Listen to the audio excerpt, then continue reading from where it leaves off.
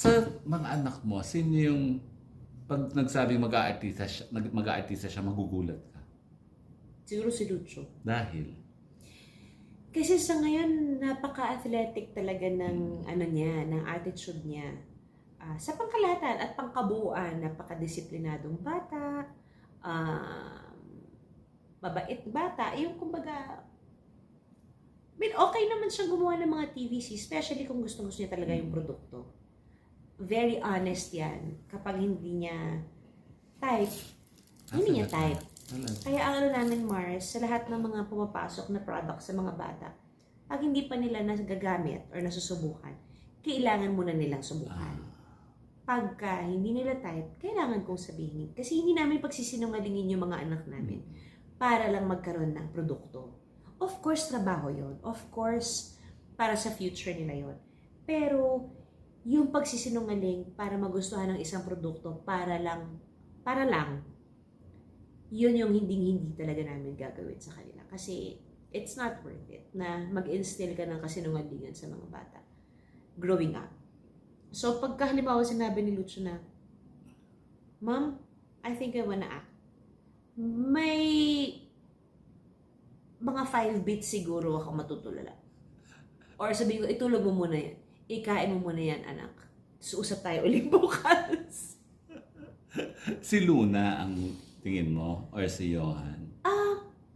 I think yung mga girls namin ang much more inclined to join at some point. Hindi ako sure. Sa ngayon ha, kasi si Luna yung sanay talaga sa camera eh.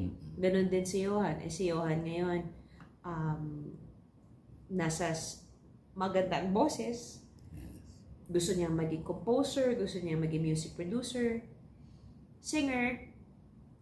Mahilig sila mag-perform. Si Luna ganun din. Si Luna naman magaling mag-edit. So, at saka lumaki kasi sila, Mars, na sanay sila sa camera. Paano magaling mag-edit si Luna? Nag-i-edit yun ng mga videos niya sa phone ko.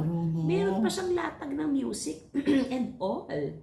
Alam niya yung timing. Sa kanya nga ako nagpapa-edit minsan ng mga reels. Talaga at her age, Oo, no? kumbaga, I allow her to use my phone for mga Instagram reels, mag-edit siya sa akin or something. Minsan may YouTube, pero nakatabi ako sa kanya.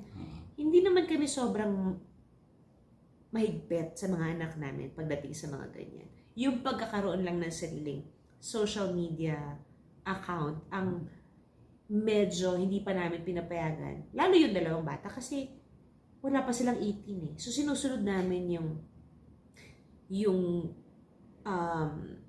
legalities ng nakalagay sa Instagram and Facebook that you have to be 18 years old. Kasi in-explain namin, may dahilan eh. Kung bakit kailangan alam mong i-handle yung responsibility na yun. Gets naman nila. So, wala naman silang angal. Ano naman, nakikita naman din nila yung mga nangyayari na mga kinakausap na mga bata na nagtatago sa mga Roblox, diba? Yung mga adult na pala yung kausap nila. So, open kami, pinapakita namin sa kanila, this is what could happen. Pag hindi mo alam kung sino yung kausap mo. So, they know that. Pagdating lang talaga sa pag-aartista, parang feeling ko, yung bunso ang pinaka sa lahat. Sa ngayon ha, sa ngayon.